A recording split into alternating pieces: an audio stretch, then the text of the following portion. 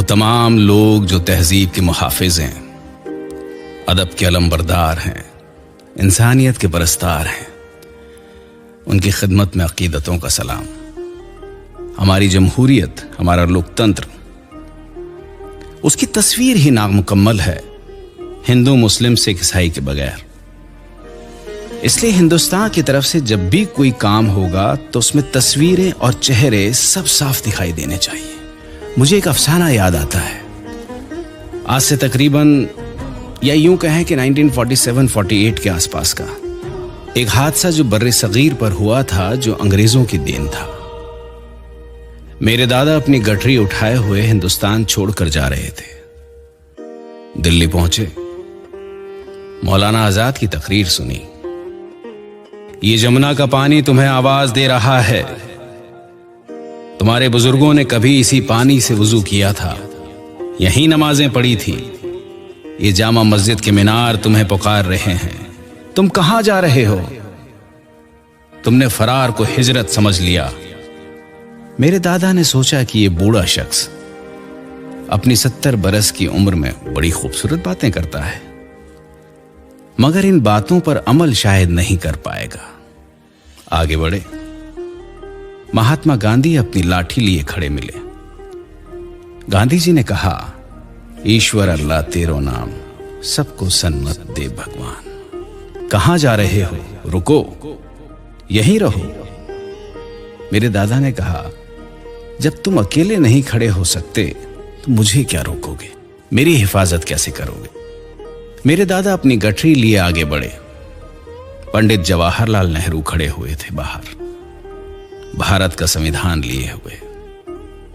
उन्होंने कहा, कहां जा रहे हो? मेरे दादा ने कहा कि अब यहां नहीं रह सकता, हालात बड़े खराब हैं।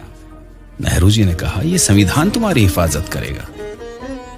मेरे दादा ने कहा, क्या लिखा है इसमें? नेहरू जी ने कहा, सेक्युलरिज्म, सोशलिज्म, डेमोक्रेसी। मेरे दादा ने गठरी वहीं पर रख दी और वापस लौट आए। दोस्तों, जब तक ये संविधान बाकी है, जब तक सेक्युलरिज्म, सोशलिज्म और डेमोक्रेसी बाकी है, तब तक हिंदुस्तान का कोई कुछ नहीं बिगाड़ सकता।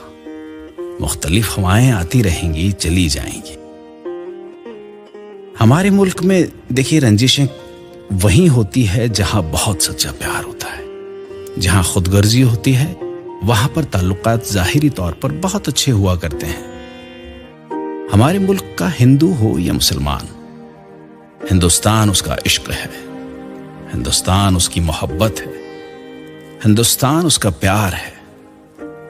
इसीलिए कि दुनिया में कोई मुल्क ऐसा नहीं जहां कुदरती तौर पर संगम होता हो, दो नदियां आकर मिलती हों। इसका मतलब खुदा ने खुद हिंदुस्तान के मुकद्दर में लिख दिया है कि यह मिलन की धरती है, मिलाप की सरजमीन, प्यार का वतन है।